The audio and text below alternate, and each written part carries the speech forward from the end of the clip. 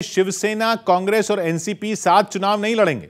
मतलब ये कि दोनों राज्यों में तीनों पार्टियां अलग अलग ताल ठोकेंगी। हालांकि महाराष्ट्र में तीनों पार्टियां पिछले 2 साल से मिलकर सरकार चला रही हैं, लेकिन उत्तर प्रदेश और गोवा में तीनों पार्टियों की राह अलग हो गई। गोवा में कांग्रेस ने शिवसेना और एनसीपी के साथ गठबंधन करने से इनकार कर दिया। हालांकि वहां शिवसेना और एनसीपी साथ मिलकर चुनाव लड़ेंगे।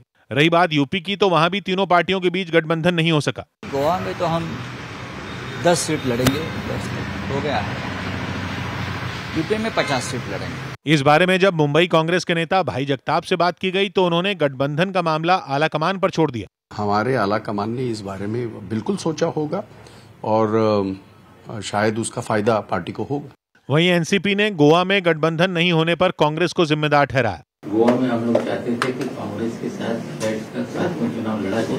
हालांकि उत्तर प्रदेश में एनसीपी समाजवादी पार्टी के साथ चुनाव लड़ने का ऐलान कर चुकी है और इसी तरह यूपी में जेडीयू और बीजेपी के बीच भी बात नहीं बन सकी, जिसके लिए जेडीयू ने यूपी में अकेले चुनाव लड़ने का फैसला किया, जबकि बिहार में जेडीयू और बीजेपी मिलकर सरकार चला रहे हैं। लेकिन इसके बाद भी उत्तर प्रदेश चुनाव में दोनों पार्टियों के बीच गठबंधन नहीं हो सका, जिसका मतलब यह कि यूपी में बीजेपी और जेडीयू चुनावी मैदान में अलग अलग उतरेंगी। जेडीयू की तरफ से यह दावा किया गया कि वो यूपी में बीजेपी के साथ गठबंधन में चुनाव लड़ना चाहती थी, जिसका जिम्मा पार्टी ने केंद्रीय मंत्री आरसीपी सिंह को सौंपा था।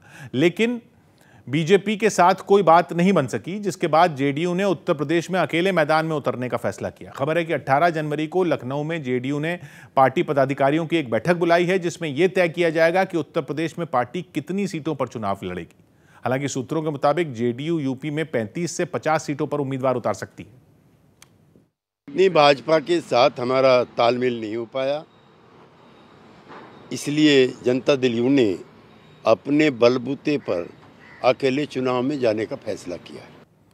बात की एक बात यह कि राजनीति में रिश्ते भावनाओं के आधार पर तय नहीं होते, बल्कि फायदे नुकसान के तराजू पर तौले जाते हैं। और कांग्रेस को गोवा में एनसीपी और शिवसेना के साथ गठबंधन में फायदा कम, नुकसान ज्यादा दिखा, क्योंकि वहां शिवसेना का कुछ खास वोट बैंक नहीं है।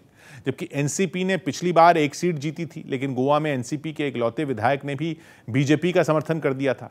तो वहीं जेडीयू ने बिहार की सीमा से जुड़े इलाकों का वास्ता देकर बीजेपी से गठबंधन की उम्मीद की थी, लेकिन उसी इलाके में अपना दल और निषाद पार्टी के साथ बीजेपी गठबंधन कर चुकी है, इसलिए जेडीयू को साथ रखने की गुंजाइश बची नहीं थी।